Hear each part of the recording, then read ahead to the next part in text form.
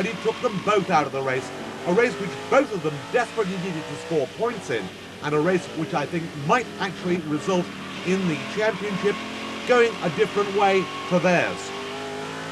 Well, Hodgetts has pulled out a little bit of a lead while we've been watching that replay, and there's another spinner in the shape of Steve Cole. Pieces dangling off the car. I think that was a bit of exuberance there, but you can see the damage on it, and I think he might very well decide that that's enough for the day. So, through comes Harvey in second place, Hodgetts in first place, and you can see the gap between them as we go on board camera once more. With Tim Harvey, 27 years old, had the misfortune to break both ankles very badly in a Formula Ford car early in his career, then came back to saloons, has dominated saloon car racing to a degree since, always been a front runner, then went back to sports cars, now in an open car, and tells me that he still has dreams of going back to single-seaters one day. Certainly a driver with a lot of talent, a lot of ability. A good all-rounder, as only the British seem to be able to produce really good all-rounders like that. John Kent in third place.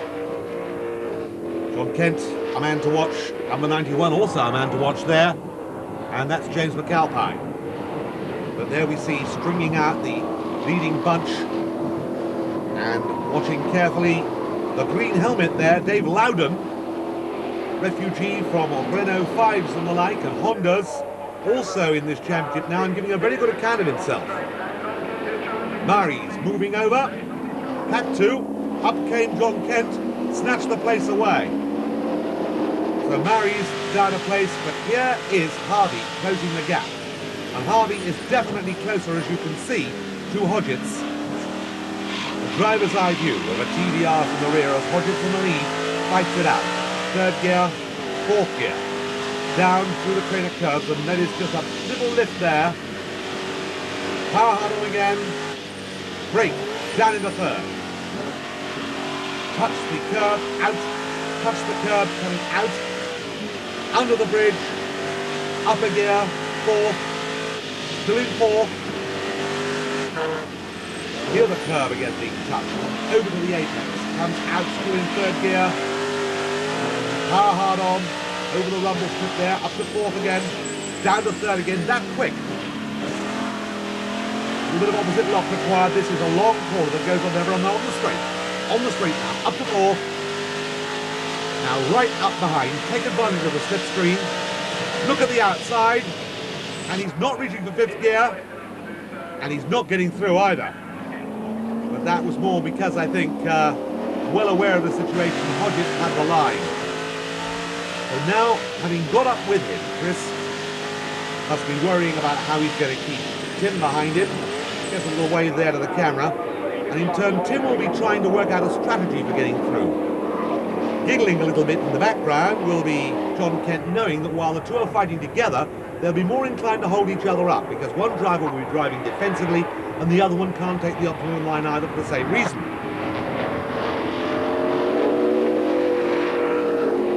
Murray's well up there, McAlpine well up. On Sands, Dave Loudon.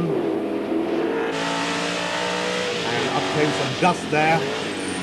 On go the brakes of the leader. And here, Harvey is really giving it a lot of power coming out onto the straight. And will look to try for that inside. It's the inside that he wants.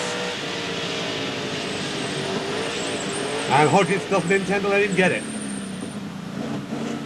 Keeps it all closed. So Harvey's got to really find another way, another place, another time.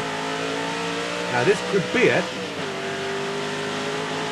Tim has got to look at the outside, hope to come in tight and late and come out tight, and hope that Chris will come out wide enough to give him a chance. And that's exactly what happened, but not wide enough. Came out wide. Was able to get back on the line to go through the train of curves. Old hairpin. Hodgetts won't make a mistake here, no way. Absolutely nose and tail. Very, very similar cars. The only difference may well be on what tyres they have chosen. That I can't tell you. Harvey, big gear, third, fourth.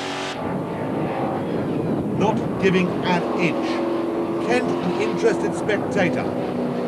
Murray's equally interested in fourth place. And coming down the straight, the master of keeping his line. They're side by side. And this time, Harvey decided to stay side by side, but in the end had to give way. Correct incipient slide there as the tail moved out. Up to fourth gear. Slightly muffed that change and lost himself a car's length or so, as we heard and saw. He'll soon make that up again. Watch those front wheels. He's anticipating that he put the power on, the tail was going to come out, and it did. And I think that those tyres on Tim's car are going off. I think that it's possible that we could have a problem, a tyre problem there. Hodgett's definitely in charge. And more ground between him now and the Levax man. So Hodgett's comes out. And John Kent almost as close now in third place as Harvey is. And Harvey there getting himself, oh dear, in such a mess. And he's off into the sand. Harvey, I think, left his braking a little bit too late there. I believe the tyres had gone off. That means John Kent's inherited second place. That means Chris Hodgett's has a pretty secure lead out front. Let's see that again in replay from the outside. Actually, it looks as if he was in trouble coming into the corner.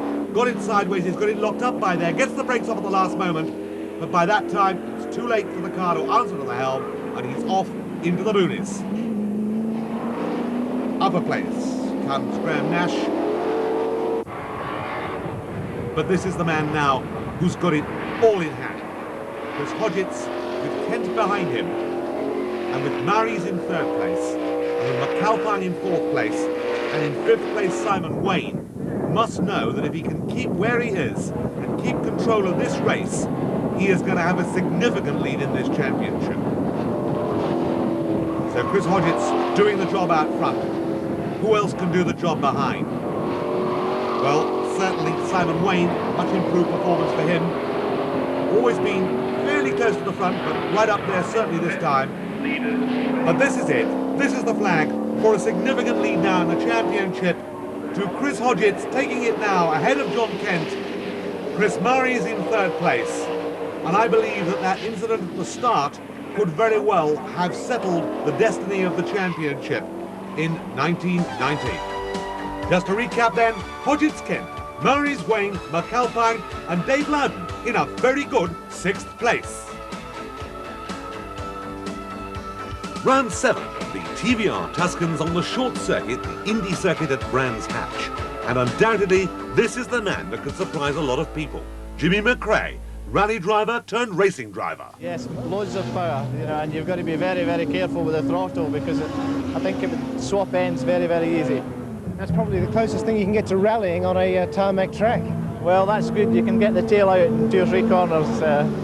They've qualified well. How the hell do you do in the race, do you think?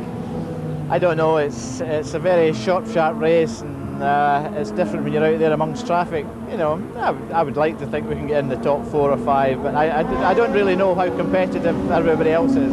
Well, he's about to find out, and so is everybody else because he's carrying an in-car camera. But look at this front row. Chris Hodgett's and Dave Loudon headed. And Chris Hodgett's, a lot of people forget, started his career in clubman's cars, so driving open cars holds no problems for him. Dave Loudon, on the other hand, a compatriot from the same part of the country, well, he's had very few drives in anything else but saloons. But there are the times, and you can see that Hodgett's well ahead there by around about 1/4 of a second. Steve Cole at the bottom of the list, just about 1/2 a second behind. That's how close they are. On go the Reds. We're waiting for the greens to come on, and the best start by Loudon. But very soon Hodgett's outpaces him. We're in car now with Jimmy McRae. And this is the terror of an awful lot of drivers. Paddock Fenn on the first lap of Brands Hatch. He's got a nice inside line. You can see that the TVR are a very tricky machine with a lot of power to control as we get a spinner there in the shape of number 5. Bob Sands, all very tight, all very close. Up has come McRae into second place. In the lead, it's Hodgett's. Last year's champion, Allam, is third. Then Steve Cole, number 3, is fourth. And that looks like Dave Loudon holding on to 5th place. Getting himself a bit wide there. Whoops. That's a strange line, Jeffrey. Steve Cole backed off, nearly got caught by Loudon as a result of that, comes to the inside, gets past Allen, who's not quite sure at the moment whether it's Monday or Saturday. He probably thinks it's Sunday afternoon. Colin Blower well up too. But that battle really joined. Oh, there goes Cole. My goodness me, that was a big impact at the back of the car. Bob Sands about to join him. Oh, parking in echelon, except the ones on the tyres. Well, Steve Cole being extricated by the marshals. Dave Loudon under a lot of heavy pressure there. Simon Wayne is threatening Chris Marries. Out front, it's still, as we expected, the other Chris. Hodgett's the name. And whoops, that's Martin Krass doing a bit of Strauss there. Was joined for a moment or two by 91 James McAlpine, building into a great spin there, and just missed by the chairman, Peter Wheeler. Lower is third, Loudon is fourth. There's Jeff Allen trying to make up for lost time. Up the hill, all pretty tight together. And Jeff Allen tries the outside, not the place to do it. Martin Krass tries another spin, not the place to do that either. Really enjoying himself today. Must have been listening to Strauss on the radio. And this is the leader. And McRae closing in. We're in car with Jimmy McRae. Let's go for a whole lap of France with Jimmy and the TVR. Big V8 engine, loads of power. Down past the hospitality suites on your left, into paddock, down a gear. Notice the line there, minimum correction. It's like throwing a cricket ball. You've committed yourself. You can make a few corrections, but that's about it. Now, this is a seat of the pants corner. You're not committed here. You can move about a little bit, but you've got to be careful with the power on the way out, otherwise the tail kicks out of line and you're offline for Graham Hill. Not straight this. You see it easy to the left all the time. And then on this clump circuit, this is about the most difficult place you can get into. You've got a left, get that wrong, and you've got the right, and you're all out of position for this, and this is the secret of getting this circuit right. There, Hodgett's, he teaches race driving, he knows what he's about. There is Colin Blower having his best run in TVRs for some considerable time. He was a TVR expert in the past, don't forget. And McRae is really getting on with it, but so is Loudon. Most impressive drive by Loudon, and a most impressive drive too by number 27, John Kent. Jeff Allen, meanwhile, is languishing down there. I think he's got a mechanical problem of some sort, as we watch Chris Marries there. And here, number 27, John Kent, going really well, being pressed for all he's worth by Marries. And there's Jimmy McRae once more. McRae is getting ever closer to the leader. Whether having caught him he can pass him, of course, is a totally different matter. But these two running away with it, and McRae taking the TVRs like a duck to water. That is a stationary Richard Cabin. Car was rebuilt after the big accident that we saw last time out, and it's not going quite as well as it was.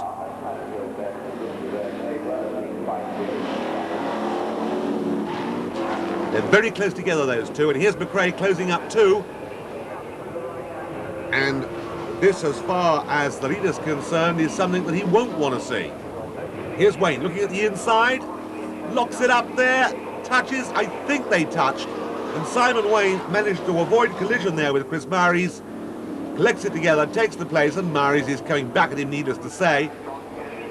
They've just reversed positions, and I suppose it is do unto others as you would have them do unto yourself. Allen, of course, has caught up as a result of that and can catch them both napping yet.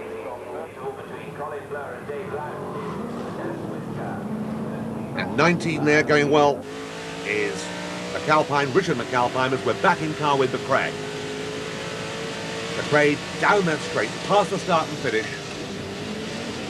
Brake changes down and the road goes away from you here, and this is why this corner is so difficult and why the runoff area is so important, because paddock has been the scene of many a tear shed, and a spot or two of something else too. Down the hill, Graham Hill bend. And McRae can't quite get onto terms, but for all that, he's driving beautifully, smoothly, you will see.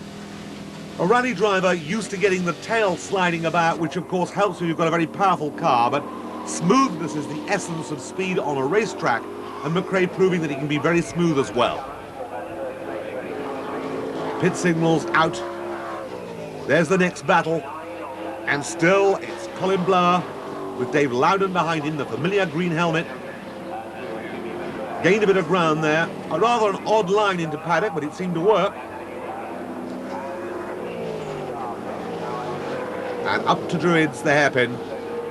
Gains a bit, comes in quicker under braking. How does he come out? Well, just as quick too. So that was quite a meaningful move, but out through Graham Hill and along the straight there into Surtees. That seems to be where the advantage is to the more experienced TVR driver. Loudon touches the curb. Ooh! He loses it. Round it goes. Through 180, through 360. He's in gear. Gets it into gear. Gets the clutch out quickly. It doesn't stall, but he loses the place out to John Kent there. And Kent now just ahead of him. And that was an unfortunate mistake on Loudon's part.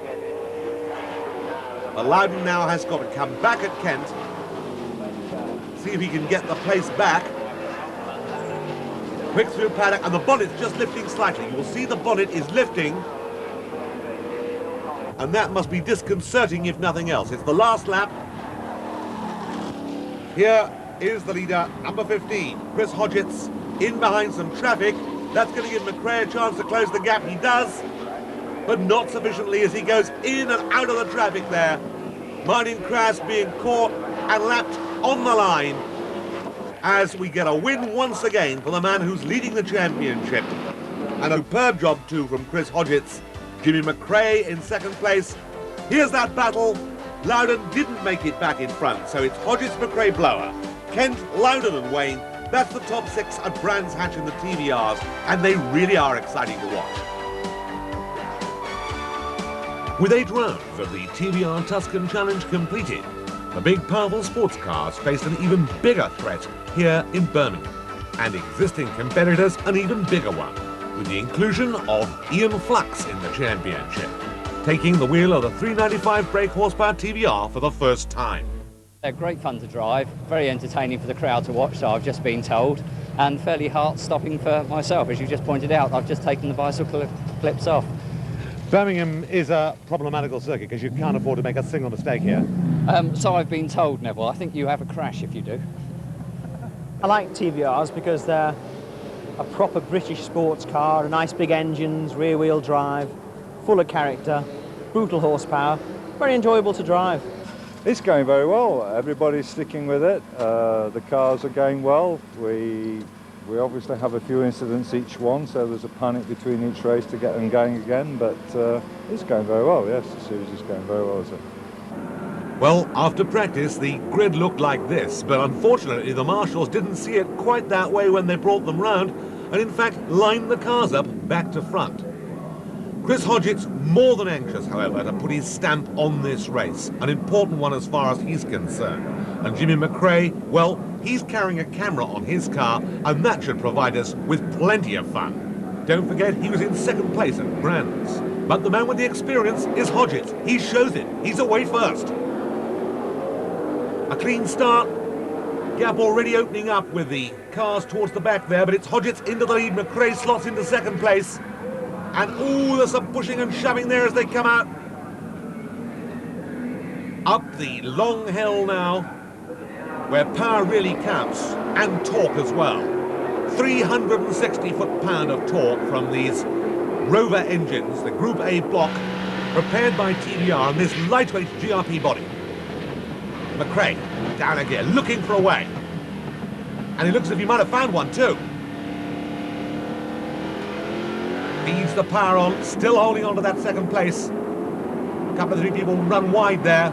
And we've got a spin up right in the middle of the pack, collects it back together again. All's well that ends well, but it's still Hodgetts. McRae right behind him. McRae closing up on braking here. Down a gear. Whoops, and loses it. That looked to me as if somebody tapped him in the back, and I reckon it was Richard Cabban. Yes, Richard Cabban goes through there, and obviously hit McRae in the rear, who's struggling to restart the car. He sets away, and this is Jimmy McRae Feeling like Albert's mother, a trifle vexed, and there's Cabin's car with the damage to the front end, weaving about there. And Cabin, I think, is inevitably going to have to head for the pits. That I would suggest is his race run. And he has got a problem. Everybody's passing him, so Cabin out of the fray. Past him there went 27, John Kent. Let's see that again in replay. McRae, as you can see, closing the gap under braking. Quite the innocent party here. And up comes Cabin, trying the impossible. Hits the back of McRae's car. McRae fortunate not to hit the barrier, but Cabin unfortunately gets all the damage. Perhaps he deserved it, who knows. Everybody misses him. Back to the race. There is once again, dominating the situation, number 15, Chris Hodgetts. Probably knows this circuit better than anybody else. And Ian Flux now up into second place. Wayne behind him. Then John Kent. Then Cole. And McRae fighting his way back up. And what a fight he's got on his hands. Graham Nash is sorted out on the inside. No, he isn't. Nash there, although he went wide, held on to the place. You can see him just dabbing the brakes there, a little uncertain, and McRae knows this, so he's giving him a wide berth. Waiting for the opportunity, perhaps, to let him make another mistake, go wide somewhere else, and then nip through. Evenly matched for power, these engines producing all the power in the world. Dry sump, of course, and going around the outside now. Holford's corner. Didn't make it that time. It's right close with him, now has a good look at the inside, and he's through. Puts his hand up to signify to the driver behind that he's happy with that one. And here's the next little group. Ian Flux in second place. In third place, 26, is Simon Wayne. In fourth place is 27. That's John Kent.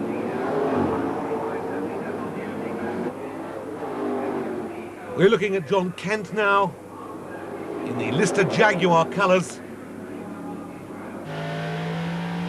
As Jimmy McRae still storming through the field.